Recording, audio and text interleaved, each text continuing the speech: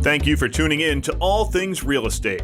Once again, here are your hosts, Brad Avergon and Gary Kelley. Welcome back to the second half of All Things Real Estate. I am Gary Kelley, and that's Brad Avergon, and we are talking about if you have catastrophic damage in your house, what do you do? And in this particular case, Brad was relaying how he had had some problems and how to prepare yourself in advance if you need to have money for an emergency issue with your house. Exactly. And, and specifically water damage, it's really funny. There are some things that you could say, well, we've got a project on the house. You were mentioning a 5-year plan that Sue had for renovations to her home. When you have water damage, I would definitely consider that an emergency situation. Not that water is always necessarily flowing from the ceiling fixtures, because oftentimes you can turn the water off, you can secure it.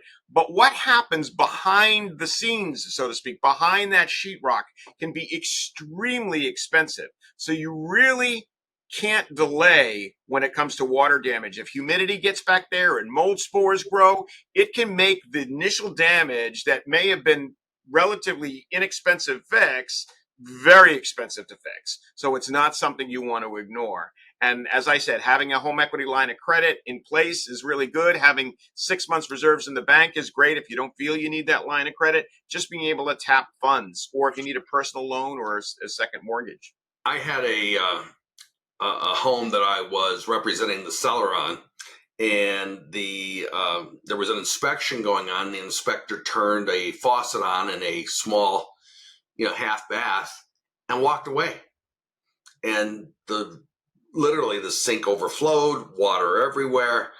And when he finished the inspection, it was, oh my God, how did this happen? Well, you turned on all the water. We weren't.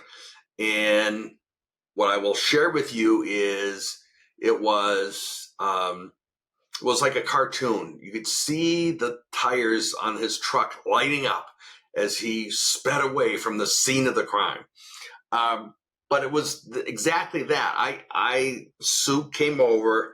I was going to use my little shop vac and clear it up. And as I was using my little shop vac, I'm getting water falling on my head. And I am so far out of my league. So again, we called ServPro, and they came in. And what struck me about the team that came in that particular case, it was a condo in Ashland. They came in and didn't really talk to each other. They went about their work. They knew how far up the wall they were going to cut out, what to do. They packaged everything up in plastic. And this was a matter of hours that it took them. I mean, they were very, very fast.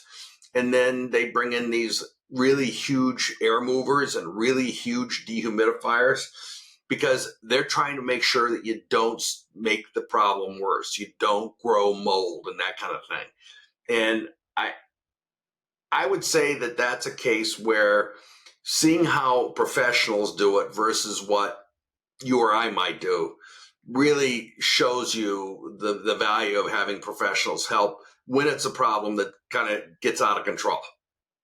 You know what? Having the right equipment and the right tools makes all the difference in the world. You mentioned, Sue asked you to bring home a mop. You said, I'm coming home with a shop vac that can suck up water. You mentioned that in the first half of the show we did.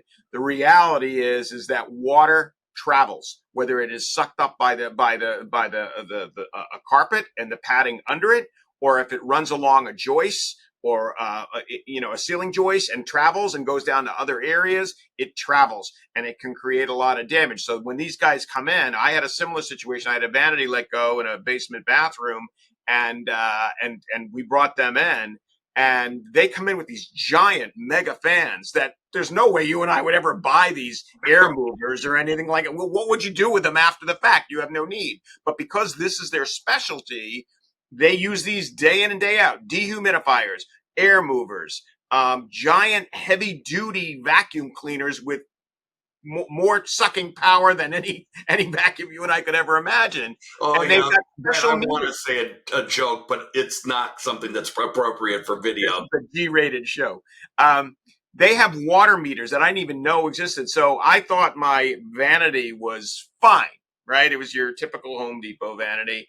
They stuck a meter, like a needle in They're called moisture meters. moisture meters, exactly. They stuck it in and they go, this thing is toast. The wood has absorbed the water like a sponge. You need to get rid of it. I said, but I don't see any visible water. It's inside the material. And if it's inside the material, it can grow mold. You're done. You got to go get a new. Oh, okay. So this is their trained profession. This is what they do. And you definitely, I would not hesitate to bring those guys in when you have something like So, this. Brad, if you're trying to finance that renovation that you were just forced into, sometimes contractors will say, well, we have a way that, we will finance it. You have any thoughts on that? Yeah, so a lot of the contractors, they'll have that, and it is a potential solution, but you really need to look at the fine print. Oftentimes, the interest rates are much higher. Sometimes the contractors are getting a little bit of a kicker for offering that type of service when you take the financing with it. So you do need to really look at the fine print. Definitely check out some alternatives. Talk to your local mortgage person, talk to your local banker, whatever the case may be. Maybe it's a personal loan. Maybe it is an equity line of credit that you can get, and it's not going to be a problem. They just a lot of loans these days, especially if it's a small one, they use something called an AVM, an automated valuation model. Basically, they use a computer database to determine if there's enough equity in your home based on what your first mortgage is, and you can get either a line of credit or a second mortgage or whatever, or a personal loan, and not have to really address those. So it's definitely worth looking into options. Yeah, my experience is that those notes that the contractor comes with are probably not competitive with other products in the marketplace. They may be quick because the guy's sitting in front of you and you can sign up, but I would delay, make a couple of phone calls, and make sure that you're doing the right thing overall. Yeah, for sure, for sure. Yeah. So, Brad, you go in and you've now decided that you're going to put in new vanities, new hardwood. Can't you go the opposite way and over improve your place if you're not careful? Well, I think it's. I would say the answer is yes. You probably would be better at addressing over improving than I would. But I would say to you, having gone through this, it's certainly when you're ripping everything out. If you were thinking about doing anything, or your partner or spouse was thinking about doing anything, that conversation comes right up to the forefront, and it no longer becomes, oh, we just need to fix this. It now becomes a new investment into the property with additional funds that are not going to be necessarily covered by insurance. But over improving is definitely a concern. What would you say about that? Well, I think it's true, and I think that the advice to think about what the changes are you've been thinking about anyway is good. At the risk of making it sound like I'm into full whole home remodels, one of the things that struck me when Sue found a contractor, key words there, Sue had to find the contractor to do the work in the house. The contractor wanted to come in and do the work. Now, what do I mean by that? I don't think that she was attempting to take advantage of Sue by any stretch. But when you have a crew of people in a house doing all the things that need to be done, it's far more affordable to reconfigure a bathroom at that point than it is to do that as a separate project later. So I think that there has to be, if you have a contractor that you trust and a contractor you value, having that discussion about, okay, I've been thinking about this for a while.